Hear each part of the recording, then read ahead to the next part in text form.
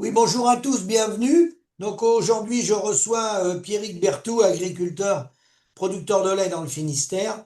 Je vais lui laisser la parole parce qu'on a un sujet important, là, les conséquences de la guerre, alors déjà en Ukraine, mais là, avec le détroit d'Ormuz, ce que ça va nous imposer au niveau agricole. Et si on ne prend pas un virage rapidement, on voit bien ce qui se passe, hein.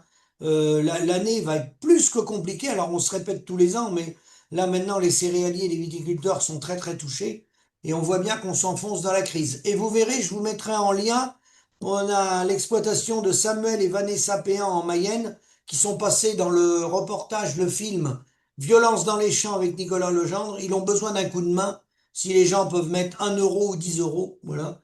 S'il y a 10 000 personnes, ne serait-ce qu'à 1 euro, ben, ça permet d'aider des exploitations agricoles puisque eux, ils continuent, mais ils repartent en exploitation individuelle. Allez, vas-y, Pierrick, t'as la parole. Sujet détroit d'Ormuz.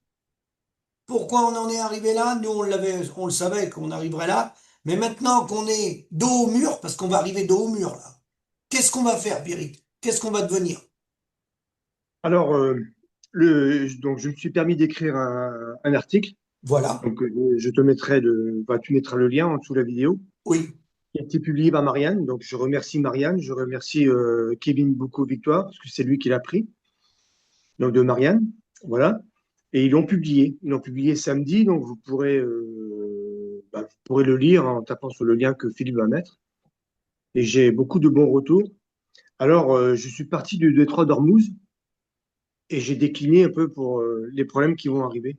Alors, rapidement, parce que les problèmes vont arriver de toute façon, Ah oui, oui. même si on nous annonce ce matin qu'il y a un début d'accord entre les États-Unis, l'Iran et Israël, en fait, mais c'est toujours sous condition et c'est toujours compliqué. Donc, c'est vraiment quelque chose de fragile, mais néanmoins, il y a eu beaucoup de dégâts qui ont eu lieu. Alors, et les conséquences vont arriver parce qu'on est en train de vivre sous les réserves de pétrole. Voilà, les stocks qu'on a déjà faits. Alors, il y a toujours du pétrole il y a toujours des pétroliers qui passent dans les tours d'Ormuz, mais il y en a beaucoup moins quand même. Donc, les problèmes vont arriver. Et alors, les prix des engrais, des phytos et compagnie pour l'agriculture vont, qu'on a eu cette année, c'était ceux du pétrole de l'année dernière, C'est ça. hein, on est bien d'accord, de l'année dernière, donc avec des prix négociés l'année dernière en termes de phyto et d'engrais. Donc, c'est pour ça que les gars, globalement, ils ont pu faire les semis cette année sans trop de soucis. Mais l'année prochaine, je pense que ça sera un autre problème. Non, mais Parce même que déjà là, moi j'ai les c'est gars, là. j'en ai encore eu Hum. ce matin, en céréales, tout le monde ne fait pas 100 quintaux, hein, faut être conscient de ça, c'est une Ben non. minorité. Dans les fourchettes là, ça brûle avec le météo qu'on a, dans les fourchettes de 45-50 à 65-70 quintaux, ça va pas Ouais. passer. Mais non, ça va pas passer. Évidemment, on a les prix, on a les prix qui sont catastrophiques. Donc, les charges qui sont, malgré tout, qui sont élevées. Et Très élevé. avec des prix de l'année dernière, des C'est prix ça. de pétrole, hein, c'est ça, il faut bien comprendre, hein. Le lien, le truc, il est là, hein. Alors, j'ose pas imaginer l'année prochaine ce qui va se passer Ouh là là. avec des prix de prix de pétrole actuels. Donc, ça, alors on ne sait pas de quoi demain ça fait, bien évidemment, mais il y a de quoi être franchement inquiet. Ah oui. Donc, il y a pour l'agriculture, mais il y a aussi pour les industriels, parce que s'ils n'ont pas d'énergie, ils ne pourront pas travailler, Non. et aussi automatiquement pour la grande distribution, parce que s'il n'y a pas de transporteur, s'il n'y a pas d'approvisionnement, bah, ils n'auront rien à vendre. C'est un effondrement généralisé de nos modèles économiques occidentaux. Ben voilà. Et donc, on était parti on vivait, on a vécu, je ne sais pas combien de temps ça va durer, sur un modèle qui était prétendu sans faille. Oui. Et là, bim, on a un conflit qui devait être rapide. Normalement, Trump, il devait régler ça en 8 jours et puis c'était réglé. Bah, ça fait 2 mois, 2 mois et demi, 3 mois bientôt, je crois. Et le problème n'est toujours pas réglé. Et puis, ceux qui étaient en place en Iran sont toujours en place. Sont toujours en place. Donc, le problème est loin d'être réglé, en fait. Il ne faut Oui, pas se faire d'illusions. les coups de bluff à Trump qui devait régler en 8 jours, le conflit ukrainien, il devait le régler en 8 jours. Je crois qu'on va rajouter un zéro. Et ce qu'a fait Trump, on va avoir des conséquences peut-être bien pendant 8 ans. C'est tout à fait Ça va pas possible. être 8 jours, ça va être 8 ans. Non, ça va être 8 ans. Donc, ça traîne. Et donc, il va y avoir des conséquences pour l'agriculture. Alors, moi, je me suis concentré sur l'agriculture dans l'article, hein, parce que le reste, je ne maîtrise pas forcément, hein. Ah non. Et c'est superficiel, mais on voit déjà les problèmes que ça va avoir. Donc, sur l'agriculture, donc, je pense que le moment est venu de poser les bonnes questions pour aller vers un autre modèle agricole. Donc, un modèle agricole qui sera Ah plus oui, résilient et qui sera moins dépendant aux énergies fossiles. c'est ça. Donc, ça va inclure inévitablement donc, de l'agroforesterie. Il va falloir Oui, redessiner et, comment dirais-je, redistribuer les priorités. Donc, oui. ça va être une agriculture plus résiliente et de proximité. Donc, parce qu'on voit bien que le libre-échange, par exemple, c'est pas une solution pérenne Non. dans une situation comme ça. On a des problèmes de main-d'œuvre. Ça aussi, il faut l'aborder. On manque de main-d'œuvre. Dans l'agriculture, on manque de bras. Voilà. Et des gens qui réfléchissent, pas seulement des bras, des têtes pensantes. Donc, c'est tout ça qu'il va falloir remettre à plat Bien et sûr. donc sortir de tout pétrole, être moins dépendant. Je dis pas qu'on va devoir s'en passer. Je je suis pas non plus totalement fou, Non. mais il va falloir s'affranchir énergiquement des énergies fossiles. Ah oui. Donc, être moins dépendant. Donc, ça veut dire qu'il va falloir repenser le modèle agricole. Donc, repartir sur un modèle de polyculture élevage avec de l'agroforesterie, avec pour base l'herbe, Ah qui oui. doit être le pivot. Ça ne veut pas dire qu'il n'y aura plus de maïs, ça ne veut pas dire qu'il n'y aura plus de céréales, mais pas du tout. Mais il faut que ce soit fait différemment. Donc, il faut que l'herbe redevienne le pivot. Et ça va nous permettre de remettre en place, enfin, je dirais, une vraie politique de l'eau. Parce qu'on en a besoin. Et on le voit bien en ce moment, de nouveau. Donc, donc ça s'appelle l'agro-silvo-pastoralisme. Ça peut être ça, mais je pense qu'on doit pouvoir aller encore plus loin. Mais en tout cas, déjà, si ça, c'est des bases là, qu'on peut mettre déjà en place, on va faire beaucoup de choses. Donc, il faut que redonner, ça va permettre, il va falloir redonner de la rémunération aux paysans, parce que Ah bah, on s'en moque. Et ça, donc, ça veut dire qu'il va falloir redéfinir, comme tu dis souvent, Philippe, la bah, répartition de la marge entre le paysan, l'industriel et la grande distribution. Donc, les 6,50 €, donc je dis, toi tu dis 4,50 € maintenant, mais les 6,50 € déjà, même 6,50 € de toute façon, ça ne oui. change pas grand-chose, et ben, Bah non. il va falloir remettre ça à plat pour redéfinir une agriculture de proximité. Oui. Ah J'insiste, bah, de de proximité. proximité, oui, oui, Ça veut dire que ce qui est produit sur le territoire devra être consommé sur le territoire. Ce oui. qui n'empêche pas du commerce, hein. Et tu vois, Loin de là. la réponse autour des grandes métropoles, parce que des questions nous viennent en disant comment vous faites dans des villes de plusieurs millions d'habitants, c'est une décision politique des politiques publiques. L'État peut très bien, les magasins existants qui sont dans ces grandes métropoles, ils peuvent très bien avoir une mission de prendre les produits locaux qui vont se produire dans les périmètres autour des grandes métropoles. Il n'y a pas Mais, besoin forcément de remonter des petits magasins partout dans les grandes villes, c'est plus compliqué. Bon, on peut mettre des magasins de producteurs en périphérie ou autre, mais les magasins existants, ils existent déjà. Il suffit d'avoir des mesures de travail de bon sens. Il suffit que le gouvernement il sorte une loi pour que les produits français, des prix de souveraineté nationale, soient dans les magasins des grandes métropoles. Il n'y a pas besoin d'aller inventer. On n'a rien à inventer, on a tout. un tout, la grande distribution, elle est là. Bah bien Bah, sûr, c'est bien comme sûr, ça, c'est tout. Et bien sûr. 80% aujourd'hui de la consommation se fait dans les grandes surfaces. Oui. On va pas tout casser ça au contraire. Moi, je crois il faut travailler avec la grande distribution, mais il faut que ce soit un contrat gagnant-gagnant. Ah bah voilà. Win-win. Eh bien oui, et c'est ça qu'il faut retravailler, hein. C'est cette relation-là qu'il va falloir retravailler. Donc les gens, faut pas se faire d'illusions. Les gens, ils vont pas se taper 2 heures de route pour Non. acheter 3 poulets et On trois est oignons. d'accord, on est d'accord, Non, Alex. faut arrêter, il faut être sérieux, quoi. Non, mais Donc, si tant on que. met au centre, si on décide de mettre au centre l'alimentation, parce qu'on va être obligé d'y venir, hein. Ouais, ouais. L'alimentation, c'est la santé. On ne peut pas vivre sans alimentation. Si un gouvernement met au centre une politique d'alimentation, ça voudrait dire que les petites et moyennes surfaces, ils vendront au même prix que la grande distribution. La grande distribution n'aurait pas le droit de faire des promotions parce qu'on considère que c'est un prix de souveraineté nationale et c'est pas un prix d'appel à celui qui sera le moins cher pour détruire les petits commerçants. Voilà. Ouais. Et donc, effectivement, c'est important ce que tu dis. Moi, dans l'article, j'ai appelé à ce que l'agriculture retrouve son rôle nourricier C'est ça. et pas un rôle de production de minerais. Bah oui. Et, mais la nuance, elle est très importante, en fait, hein. Aujourd'hui, que ce soit la viande, que ce soit les céréales, que ce soit les légumes, le lait, tout ça, tous ces produits-là sont considérés comme des minerais et on tape dedans ce qui nous arrange, on triture, on bidouille et hop, on redonne aux consommateurs un substrat où on remplit les estomacs, d'ailleurs, d'où le mot consommateur. Les gens, ils consomment, ils remplissent leur estomac, mais c'est pas en lien avec la santé, tout ça, hein. Donc, je prends enfin, comme je l'ai déjà dit dans les vidéos, si tu regardes la couleur des cerises qu'il y a dans les salades de fruits dans les grandes surfaces, moi, j'ai jamais vu des cerises de cette couleur-là dans les arbres. J'ai jamais vu ça.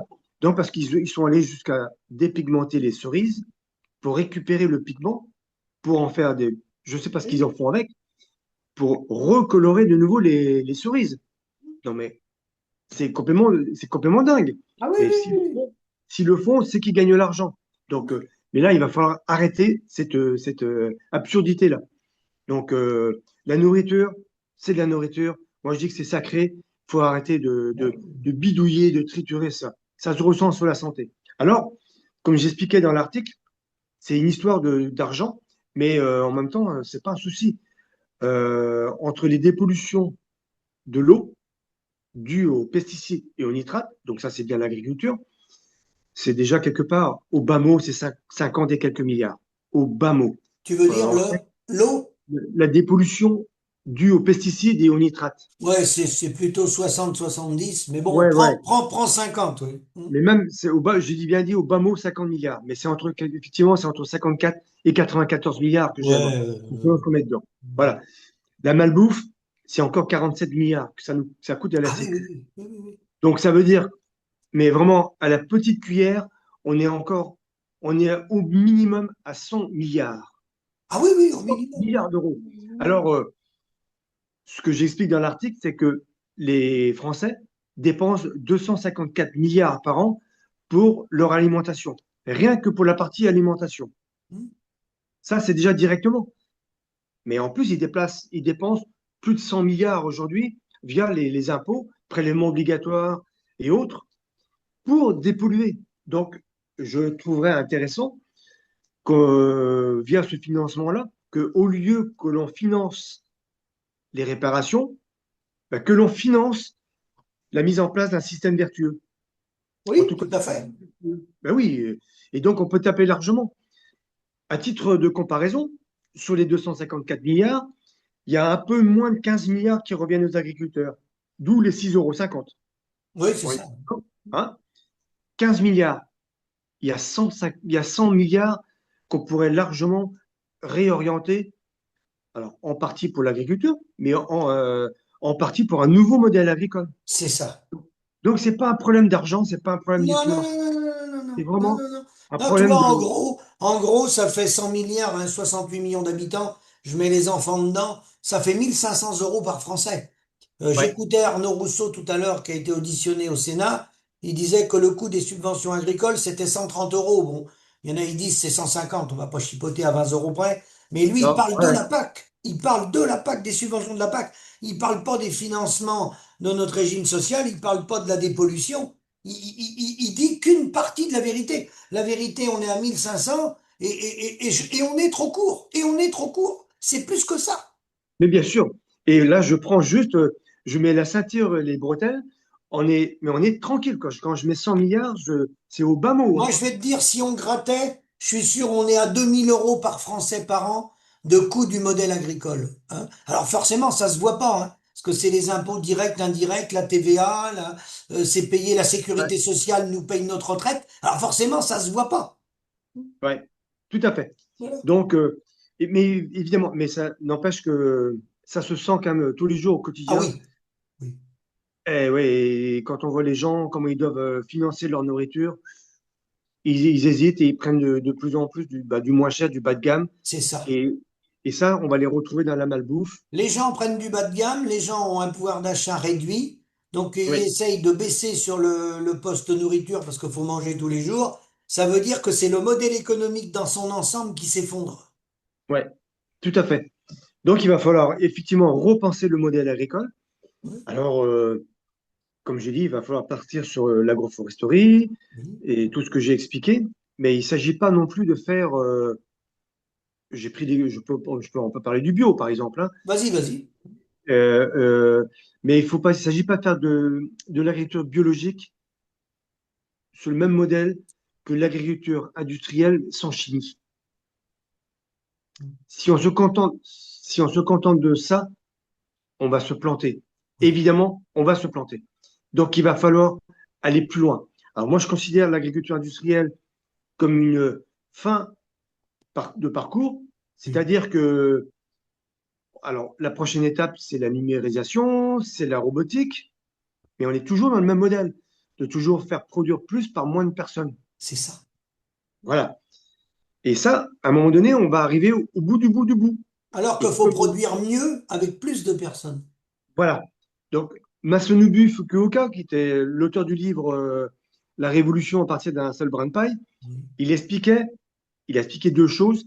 Il disait, il est illusoire de croire que la nourriture sera moins chère parce qu'il y aura moins de monde à la produire. Et on le voit bien. Ah bah, bien C'est pas sûr. parce qu'il y a moins. Mais nous, quand on a commencé dans les années 80, il y avait beaucoup plus de paysans qu'il y a aujourd'hui. Ah oui. Ben, la nourriture n'est pas moins chère. Non, Mais non, non, absolument pas.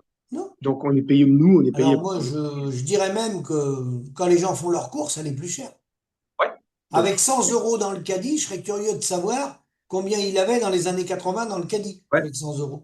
ouais, exactement. Mm. Exactement. Donc ça veut dire que ça coûte encore plus cher. Parce que Donc quand déjà, Jean Covici dit la nourriture, ça représente 1% du salaire, ça représente rien, la partie matière première agricole, mais ouais, tout ce qui est venu se greffer autour, c'est là. ouais, tout à fait. Donc déjà, on voit que ce raisonnement-là, aujourd'hui, il est mort, il tient pas la route. Ah non, La deuxième chose qu'il expliquait, il disait un jour, l'agriculture commerciale fera faillite, parce qu'il appelait ça l'agriculture commerciale, pas nous on appelle ça l'agriculture industrielle, mais il avait raison en fait. C'est bien l'agriculture commerciale. Et donc il expliquait, un jour l'agriculture commerciale fera faillite. Et bien je pense qu'il a bien raison, et il faut se préparer à ça, parce qu'on va arriver au bout du bout. Donc c'est bien l'histoire du modèle agricole industriel, où on repousse tant qu'on peut, aujourd'hui avec le numérique et avec la robotique, on essaie de repousser encore un peu plus loin les limites, mais en fait, le système, il arrive à bout de souffle. Donc, c'est là qu'il va falloir trouver d'autres remèdes, d'autres façons de penser. Et ça, il va falloir mettre en place une politique agricole qui est en lien avec le sol, en lien bah oui, avec les êtres humains, et mettre des plantes, faire travailler les plantes en synergie, en complémentarité. Un peu dans l'esprit, un peu comme le régras et le trèfle. Tu vois? tout Ce à sont fait. deux plantes qui sont en synergie et les deux à la fois, c'est quelque chose de merveilleux. Donc, alors je vais peut-être surprendre les gens, mais en fait, on nous a mis dans la tête un postulat qui, à mon avis, est totalement faux. On nous met la barre des 10 milliards d'êtres humains. Oui. Et sous-entendu, bon, déjà, il va falloir nourrir 10 milliards d'êtres humains, mais ça va être compliqué de nourrir plus que 10 milliards d'êtres humains. Eh ben, moi, je peux garantir, et bon, je ne le ferai pas dans cette vidéo parce que je n'aurai pas le temps, mais je m'y étalerai à un moment donné, on pourrait nourrir beaucoup plus de monde que 10 milliards. Bien C'est vu. pas 10 milliards, 20, même 30, 100, sans problème. Mais franchement, sans problème. Alors évidemment, c'est là que je rebondis sur ce que je disais tout à l'heure, il ne faut pas comparer l'agriculture bio avec l'agriculture industrielle, On va pas comparer les 35 ou 40 quintaux faits en bio et les 70 ou 80 quintaux faits en conventionnel. Ça n'a aucun sens. Non. Franchement, ça n'a aucun sens. Donc, il ne s'agit pas de passer de l'agriculture industrielle à l'agriculture bio en la faisant sur les mêmes bases que l'agriculture conventionnelle, mais sans chimie. Ça sera un échec, évidemment. Donc, c'est là que la porte doit s'ouvrir. Donc, c'est une agriculture qui sera à la fois respectueuse de l'environnement, qui sera nourricière, ce sera une agriculture qui sera pourvoyeuse d'emplois, et ça sera une agriculture qui nourrira beaucoup de monde. Parce qu'en fait, avec une nouvelle organisation d'agriculture, chaque hectare de terre, parce que c'est comme ça qu'il faut réfléchir en fait, chaque hectare de terre doit pouvoir produire beaucoup plus qu'ils ne font aujourd'hui. Oui, c'est ça. Si je prends, alors je vais expliquer un peu, un hectare de blé, allez, on va dire, s'il fait ses 80 quintaux, donc c'est 8 tonnes de nourriture, voilà, un hectare, hein, pas de souci, il fait 8 tonnes, mais avec une organisation différente, on peut produire à la fois de l'énergie et bien plus que 8 tonnes de nourriture sur un hectare. Bien plus. Et de tout. Et de tout. Des fruits, des légumes, de la viande. Donc c'est une nouvelle organisation qu'on doit mettre en place. Bien sûr. Donc, mais bon, là, j'aborde ça légèrement. C'est Oui, juste, on y reviendra en détail dans une on y vidéo. reviendra parce qu'il faut que j'écrive ça C'est ça, c'est ça. un peu plus correctement. Mais il faut bien comprendre il y a des solutions et on va y arriver de toute façon. Ah oui, On oui, n'aura pas le oui. choix. Mais c'est la façon de penser. Et donc, j'insiste souvent, il faut arrêter de comparer l'agriculture bio avec l'agriculture conventionnelle. C'est un échec. L'agriculture bio, c'est juste un départ, en fait.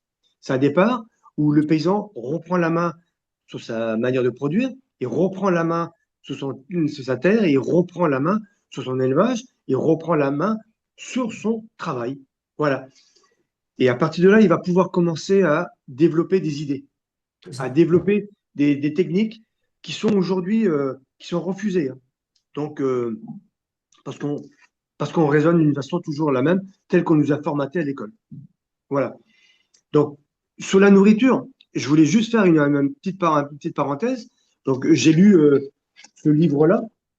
J'espère qu'on le voit. C'est le livre de Bourguignon. Ah oui, on le voit bien, on le voit très bien comme tu le présentes là. Le Voilà. sol, la terre et les champs. On le voit bien. Donc, voilà. Donc, je suis tourné sur une page l'autre jour. J'étais en train de le feuilleter. Et il explique que lorsque nous étions chasseurs-cueilleurs, la diversité alimentaire, comment les êtres humains à ce moment-là, ils se nourrissaient avec une base de 10 000 espèces différentes, animales et végétales. Oui, Par contre, 10 000, c'est énorme, hein? c'est énorme. Ça veut dire qu'il y avait une diversité alimentaire prodigieuse.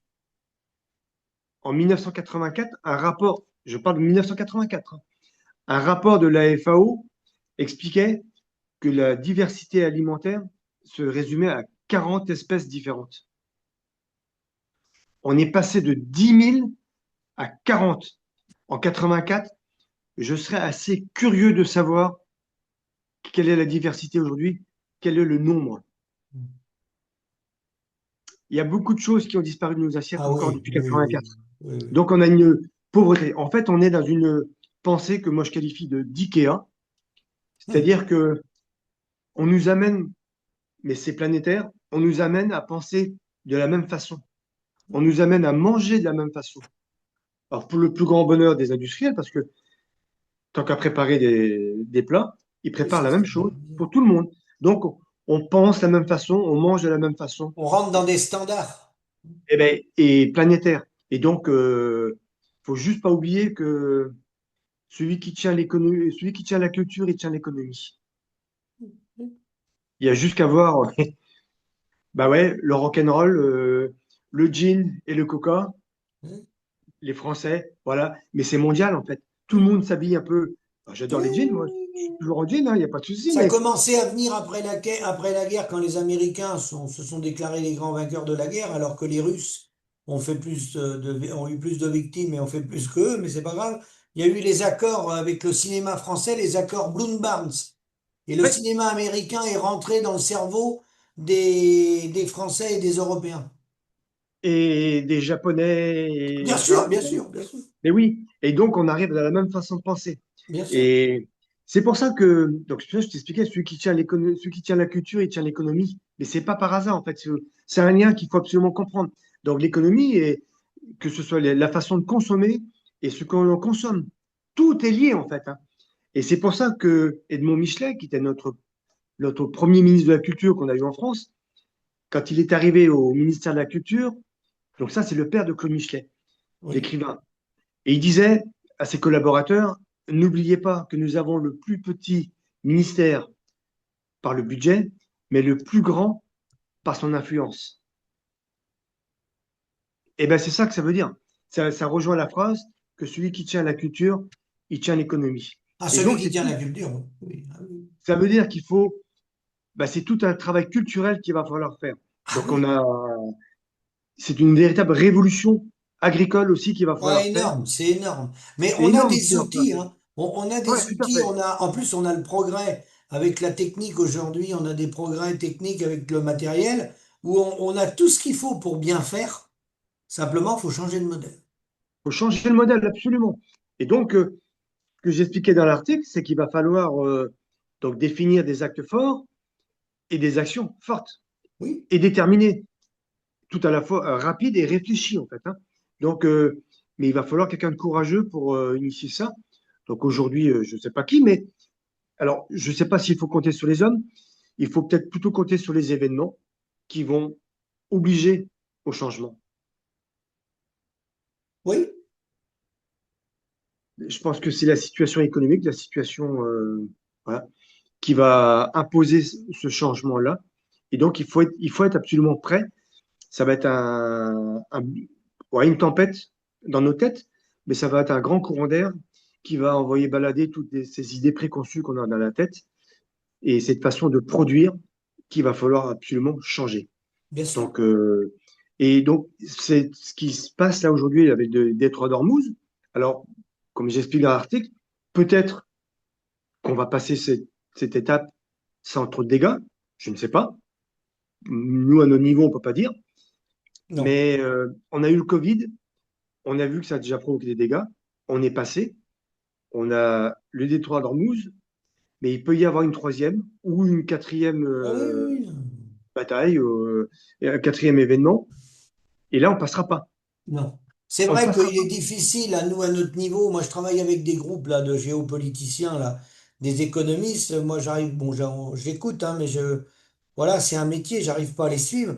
Ce on peut transcrire, parce que personne ne peut savoir ce qu'il y aura dans 3 ans ou dans 10 ans, c'est que l'impact sur l'agriculture, c'est globalement une hausse du mode de production qu'on a, hein, comme on n'est pas Ouais. résilient, et comme il y a une hausse globale des énergies, de la mécanique en général, on ne pourra pas la répercuter avec le modèle qu'on a, on ne pourra pas la répercuter, nous, aujourd'hui, sur la tomate et le litre de lait, on n'a pas notre facture. On va pas la répercuter déjà. C'est pas nous qui faisons la facture.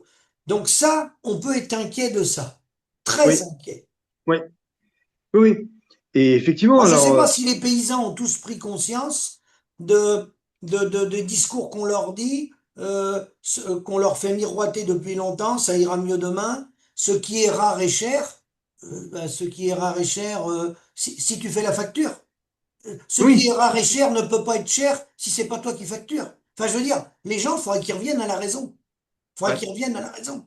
ouais. Ouais, quand c'est toi qui fais la facture, tu peux imposer ton prix quand tu n'as rien. Tu dis, bah, écoute, voilà, j'ai pas grand-chose, mais c'est à vendre, mais c'est le prix, c'est ça. C'est ça. Mais quand c'est pas toi qui fais la facture, c'est l'autre qui vient te voir, qui dit, bah, je t'achète ça, ouais, mais c'est moi qui fais le prix quand même, hein. Bah Puisque oui. bah oui, bah, c'est ce qui Ah se oui. passe de toute façon. Bah oui, parce Donc, qu'il va dire, Pierrick, moi je peux pas, parce que bah oui, mais il y a pas de Camelot. Bah oui, mais c'est le contexte international, c'est l'Ukraine, c'est le détroit d'Ormuz, c'est dur dans les coopératives, il y a une restructuration, le prix du carburant a augmenté, donc la logistique coûte plus cher, donc je te paye ton litre de lait qu'autant, parce que je peux pas te voilà. donner plus. Bon, c'est ça le discours qu'on entend dans les campagnes. Il faudrait que Mais, les gens mais ils ouvrent les yeux quand même. oui, mais c'est la réalité. C'est comme ça, hein. La réalité, c'est comme ça. Bien C'est que sûr, les autres ont toujours des bonnes excuses pour pas payer. toujours. Mais nous, nos arguments, c'est la main sur l'épaule. Écoute, je comprends ce que tu dis. J'entends, ouais, j'entends.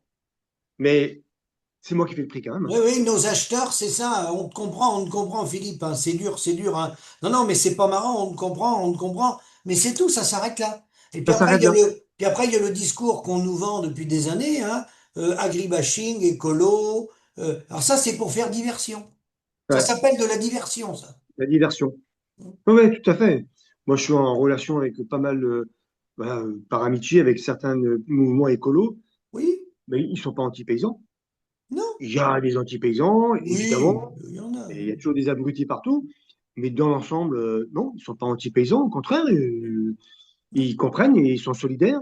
Donc, et quand ils viennent me voir à la ferme, ils sont très intéressés par la façon de travailler. Hmm. Donc, tiens, à ce propos, j'y pense. Le livre dont parlait euh,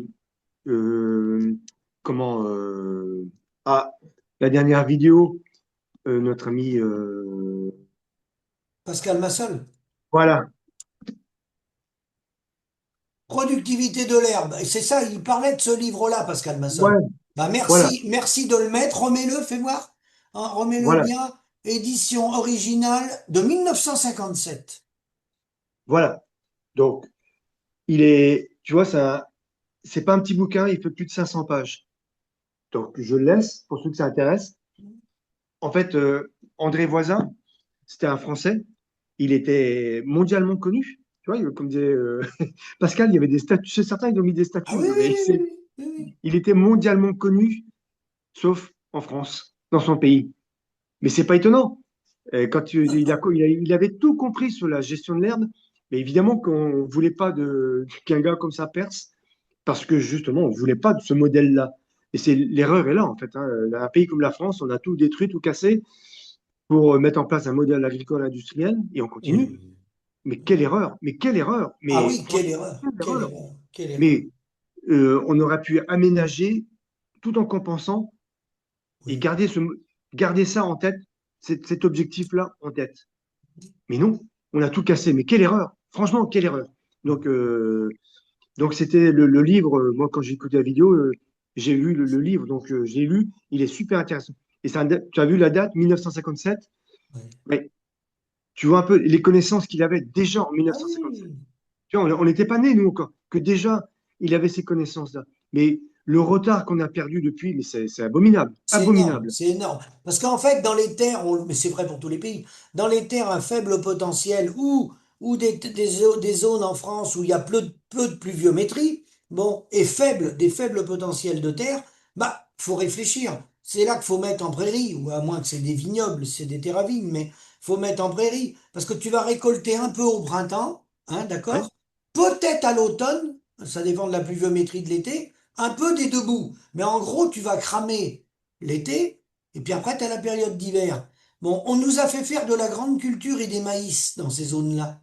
On a dépensé de l'argent, on a brûlé du carburant, on a brûlé de la mécanisation dans des zones où on n'aurait jamais dû faire de culture. C'est des ouais. zones qui conviennent un peu le lait, on peut faire du lait, c'est plus compliqué. Mais plus du mouton ou de l'allaitant. C'est tout. C'est le bon sens, ça. C'est le bon sens. Et puis, ouais, mais exactement. Et en mettant de la prairie, bah, pour revenir un peu ce que tu disais, ça en remet en route l'évapotranspiration. Et donc, c'est l'évacuation de la chaleur. C'est Et c'est ça. les pluies qui reviennent, hein. C'est les pluies qui reviennent. Donc, c'est une gestion de l'eau. C'est une Mais gestion de l'eau. Et puis ramener un prix de souveraineté nationale, un prix rémunérateur, parce que dans ces zones-là, ils n'auront pas de UGB de bêtes à l'hectare. Il faudra un non. faible chargement. Donc, il faut Ouais. une rémunération. Mais voilà. Et là aussi, on voit les dégâts de la PAC de 92. Ah oui, oui. Tu as dû voir comme moi, toi, en 92, ou quand tu étais avant 92 et quand tu étais gamin, tu as dû voir des parcelles La où différence. il y avait que des vaches dedans, hein, de la prairie et des vaches. Et tout d'un coup, 93, on a vu des prairies. Waouh, les mecs, ils n'ont pas eu peur, hein. Ils ont détruit ça pour mettre du maïs, puis des céréales derrière. Et là, et partout comme ça, parce qu'il y avait la prime à l'hectare qui tombait pour pour le maïs et pour les céréales, et il n'y avait rien pour la prairie. Bah, ils ont détruit, hein. Et merci Henri de Benoît, parce que c'est lui qui a fait ça, hein. Donc, Président de la GPB, la branche FNSEA des céréaliers. ouais, je dirais même presque, le vrai patron de la FNSEA à l'époque, c'était Oui. lui. Oui, il avait dû être vice-président. Donc, Voilà. Mais et on voit les conséquences. Donc, ça veut dire qu'effectivement, il va falloir mettre un nouveau modèle agricole en place et ça va être une sacrée tempête dans les têtes parce Ah oui, que, mais en même temps, j'ai envie de dire, ça va être, mais quelle aventure! Quelle c'est une belle aventure! aventure, mais Oh, mais honnêtement, ça on va être y top. est, nous, le nom, je parle au nom des paysans, mais le monde paysan n'y est pas prêt. Parce qu'on Non, a été formaté dans l'autre modèle et on n'est pas prêt à entendre autre chose. Ça nous dérange. T'as pas remarqué? oui, si, ça dérange. Ah bah, oui, évidemment. Mais tant pis, hein. Mais par contre, il y a des tas de jeunes, euh, jeunes paysans, pas tous, mais et surtout jeunes urbains Oui. qui sont prêts, qui veulent entendre ça. Et je pense que, mais si on peut mettre ça en place, c'est une fabuleuse aventure qui est devant nous. Une fabuleuse aventure. Franchement, Ah ça va oui, être la oui, oui, reconquête. oui. Ah oui, oui, oui, non, mais tout à fait. Ça va être la reconquête du territoire, reconquête de l'agriculture, reconquête de la nourriture, mais disons, et même du climat, hein, c'est lié, hein. Ah oui, Donc, bien sûr. Oui, eh ben, oui, oui, il y a quelque chose vraiment à faire, mais il va falloir l'initier. Mais ça, j'y reviendrai plus en détail une autre fois pour détailler ça, expliquer ça. Voilà. Donc, euh, donc, je vous invite à lire l'article pour ceux que ça intéresse. on le met en Et lien. on mettra en lien. Et donc, oui, oui, le modèle agricole, de toute façon, c'est qu'une histoire de temps. Il va falloir qu'il bouge. Ah bah, de Il toute va façon. falloir le changer. Moi, autant avant des par moments j'étais pessimiste, autant maintenant je suis convaincu que le modèle agricole il va changer. Alors il y en a qui disent ah mais non, tu verras, ça va rester. Non, par force il va changer. C'est obligé parce que de toute façon on le voit, c'est la catastrophe. Il va pas rester un agriculteur dans un canton tout seul. C'est pas Non, non, possible. Ça non, non. existe. Parce que là, on est parti vers ça. On est parti pour un agriculteur dans le canton. Ouais. Mais ça marchera pas. Non, non. Mais non. Tu vois, mais non, non. Et pour rejoindre un peu la vidéo de Pascal, effectivement, même s'ils détruisent, et je suis en train de le faire, détruire toute la paysannerie française, voire européenne, pour déplacer l'agriculture vers l'Ukraine, mais comme ils sont sur les mêmes bases et les mêmes protocoles de travail, de travaux de champ ou de travail même, agricole, ils vont détruire les sols ukrainiens. Bien sûr. Donc, donc ils vont tout casser. Ils vont tout casser et ça va venir vite, hein. C'est comme Oui. au Brésil. C'est Oui. comme au Brésil, à déforester à tour de bras comme ils sont en train de faire pour mettre en place une agriculture Oui. industrielle Oui. avec des milliers d'hectares de soja ou Oui. de blé, avec dessus de la chimie, mais ils commencent déjà à voir les problèmes. Bah, Les problèmes c'est de... des modèles qui tiennent 20 ans, ça. Tu tiens 20 ans. Voilà, voilà. Une fois que la planète sera sur ce modèle-là, je veux C'est dire ça. que ça ira très très vite. Ah oui. Donc, Donc, allez, on dit 20 ans peut-être, mais ça peut venir plus vite qu'on pense. Ah oui. Mais, et oui, et c'est là qu'il faut être prêt. Mais il faut déjà commencer par être prêt dans nos têtes, parce qu'il ne faut pas oublier que à l'origine de toute action, il y a une idée. Donc, il faut commencer par réfléchir à un modèle avant de le mettre en place. Bien sûr. Parce qu'on ne peut pas aller dans tous les sens, tâtonner. Il faut déjà réfléchir avant.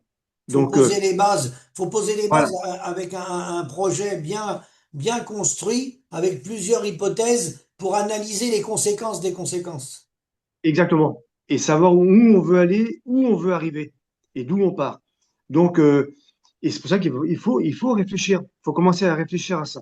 Mais Donc, c'est moi, ce dont je suis certain, c'est malgré, tu vois, les progrès techniques qu'on a fait, malgré les immensités qu'on a de terres cultivées, d'irrigation automatisée, de robots de trade, de tout se commande à distance maintenant, hein, oui, eh bien, on aura une sécheresse sur le continent européen. Faut que ça soit large, hein, pas sur une petite région. On aura une sécheresse, mais quand je dis une sécheresse, c'est une vraie, hein, sur une année ou 2 années sur le continent européen ou sur le continent asiatique ou sur le continent américain, le modèle, il est par terre. ouais. Et ce que tu dis n'est pas exclure, hein. Et c'est pas exclu. Il faut pas l'exclure, ça, hein. Avec le modèle qu'on a agricole, c'est vraiment pas exclure, hein. Parce que, comme je dis souvent, c'est la végétation qui fait le climat et pas l'inverse, hein. Et donc, avec ce surdéveloppement des céréales, avec l'évacuation de l'eau qu'on est en train de faire, C'est la donc, végétation qui fait le climat. C'est pour ça qu'il serait pas ridicule dans de grands parcellaires, alors des haies autour, comme tu le dis, hein, agroforesterie, des haies autour, mais je parle dans des grands parcellaires, évidemment. Il serait pas ridicule, on en avait avant d'ailleurs, hein, de remettre une rangée d'arbres de façon à pas gêner de cultiver, en ligne, quoi. Hein. Oui, Et mais pas forcément aller jusqu'au bout, ça veut dire qu'on pourrait faire le tour de la parcelle à voilà, moissonner et garder des rangées droites. ça n'empêche pas. Exactement. Ça, tu vois, c'est une révolution dans la tête. Déjà penser comme ça, c'est une sacrée révolution. Tu vois, accepter les arbres, mais les faire différemment de ce qu'on faisait dans le temps. Différemment, oui, Mais différemment. c'est différent. Mais les arbres sont là. Les arbres sont là. Et prévoir des fossés de récupération d'eau pour alimenter les arbres. Voilà. Tu vois, c'est ce genre de révolution qui est devant nous. Oui, bien sûr, bien sûr. C'est très positif. Et donc, effectivement, on va, ce que tu viens de dire là tout à l'heure sur la sécheresse d'un continent, Ah oui, oui. voire même à plus grande échelle encore, c'est pas à exclure. Franchement, c'est pas à exclure avec le modèle agricole qu'on a. Donc, on a tout à inventer, mais encore qu'il y a déjà des choses qui sont faites. Alors, oui, j'ai pris l'exemple de la sécheresse, mais ça peut être l'inverse, ça peut être des inondations généralisées qui peuvent mettre, ou alors du froid, des périodes plus ou moins glaciaires, hein. J'ai pris l'exemple de la sécheresse, mais ça peut être un autre paramètre. Ouais, tout à fait. Mais c'était un très bon exemple, hein. Mais effectivement, ça peut être un excès d'eau aussi, hein. Ah oui, oui, oui. Non, mais oui, évidemment, hein. Ça peut être un excès d'eau qui fera tout autant de dégâts, sinon plus. Donc, oui, oui, il y a déjà eu ça. On peut avoir bah ouais, de la pluie pendant toute une année. Oui, c'est ça. Oui, c'est ça. Et, Ouais. et la vraie pluie en permanence. Ouais, Et là, alors on se là, tout dit, est pourri, tu récoltes rien. ouais, c'est une catastrophe tout aussi grave. Donc, non, non, non, c'est ce genre d'événement, je pense qu'il. Parce qu'à temps des politiques, il n'y a rien qui bougera. De toute façon, tant qu'ils ne sont pas contraints, ils ne bougent pas. Par contre, ce genre d'événement, oui, là, ça peut faire, ça fera bouger les choses. Oui, ils seront Évidemment, obligés, parce qu'ils seront obligés. ils seront obligés. Ben oui, ils seront obligés. De toute façon, d'une manière générale, les politiques ne bougent que lorsqu'ils sont obligés. Oui, Donc, c'est vrai, c'est vrai, ça. sinon, ils restent, ils ne bougent pas, ils veulent déplaire à personne et finissent par déplaire à tout le monde d'ailleurs. Oui, Mais exact. ben, tout le monde est fâché, toute personne trouve son compte. Donc voilà, résultat.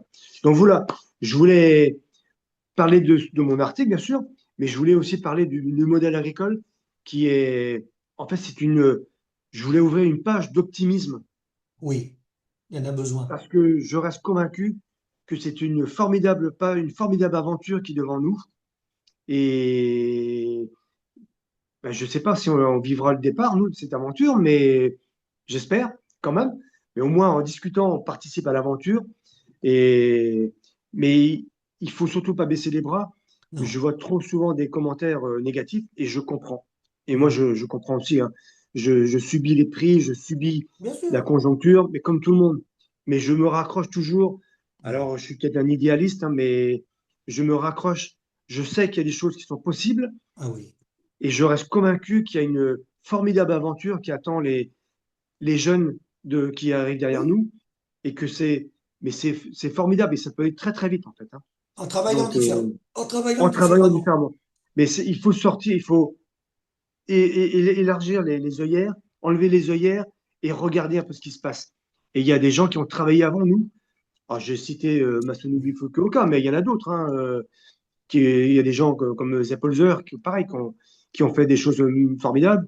Et il y a un monsieur aux États-Unis, j'ai oublié son nom, Mark Shepard, pareil, qui a fait des choses formidables aux États-Unis. Et ces gens-là, il va falloir s'appuyer sur leur réflexion et leur façon de faire. Mm. Donc, l'ouverture, elle est là, en fait. La révolution agricole, elle est là. Bah, Donc, bien tu vois, sûr. t'as déjà donné des idées avec la remise en place de haies, mais c'est le départ, Philippe. Tu as raison, c'est le départ, il est là, le départ. Donc, c'est ça. Donc, c'était un peu ça que je voulais expliquer, sortir de ce modèle industriel qui est mortifère, qui a tous les vices et tous les défauts du monde, donc qui n'est pas un modèle, quoi. C'est pas un modèle Non, économique non, non, non, non. qui rend les Mais gens heureux. le modèle dans lequel on est, il a été mis en place à la sortie de la guerre, hein, de la Deuxième Guerre mondiale, avec Bretton Woods et tout ce qu'on sait, hein, plan Marshall et tout ça. Et ce modèle-là, c'est là justement qu'ils se sont trompés. fallait qu'ils prennent la bifurcation vers la charte de La Havane, la Oui, coopération entre les États, l'OIC. Et là, le monde, après la Seconde Guerre mondiale, s'est partagé en deux. Il y a eu le modèle soviétique et il y a eu le modèle néolibéral dans lequel on est. Donc, ni l'un ni l'autre fonctionne. Ils se sont trompés. Fallait prendre la ligne médiane, qui était la charte de La Havane. Il n'est pas trop tard, hein. On peut la reprendre, hein. On fait du commerce, mais sur la base de la coopération. et ceux qui se sont trompés, je Non, sais pas oui, si, tu dis c'est volontaire. moi je pense c'est un choix volontaire, ils Ça a savaient été très un bien ce qu'ils choix. faisaient, et puis on gratte tout ce qu'on peut sur la bête, et puis allons-y, hein. La charte de La Havane était demandée par 153. Ils s'étaient réunis, pardon, pas 50, 153, il était 53 pays Quand réunis. même, mais quand Ouais. même, 53, et à un moment donné, ils ont été 56 ou 57 sur 192 ou 194 pays qu'on est.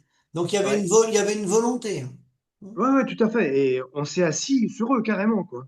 Alors que là, c'était une solution, hein, et ça bloquait pas les échanges, hein. On fait Au toujours contraire, du commerce international, mais pas de la même façon. mais pas de la même façon, Pas de voilà. la même façon. Ah ben pas du tout, non. Ah Ah non, mais pas du tout de la même façon, ah non. donc voilà. Mais ça fera partie du changement du modèle agricole, hein, Oui, de toute oui, bien façon. sûr, bien sûr. Donc C'est dommage parce qu'en attendant, on a eu des morts, on a eu de la misère, on a toujours des morts, on a oui, toujours des suicides, on a toujours de la misère. Alors que sinon, on aurait moins de misère. Dire qu'il n'y en aura pas, faut pas dire ça parce qu'il n'y a pas de solution pour résoudre à tout, mais on en aurait moins. Voilà. tout à fait.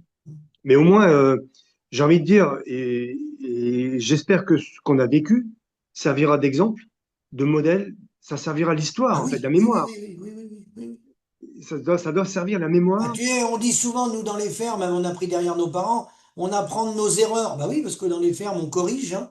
Des fois, les animaux, les cultures, on s'est fait avoir. Voilà, on apprend sur le terrain, hein. Et Ouais, ben là, on doit corriger nos erreurs, hein. Bah, faut corriger les erreurs du modèle économique. tout simplement. Voilà. Mais Donc voilà. écoute, Pierrick, c'est ton mot de la fin? Oui, oui, oui. Il faut rester positif et on a une belle aventure. Le mot de la fin, c'est on a une belle aventure devant nous et il faut y croire. Et plus qu'y croire, j'en suis absolument convaincu. Il y a des modèles en place à échelle locale, mais qui demandent qu'à s'agrandir et à être copiés. Donc, et on a une belle aventure devant nous. Bah, Vraiment. écoute, merci beaucoup, Pierrick, et puis je te dis à bientôt. Bonne journée. Merci Philippe. À très Bonne, bientôt. bonne journée.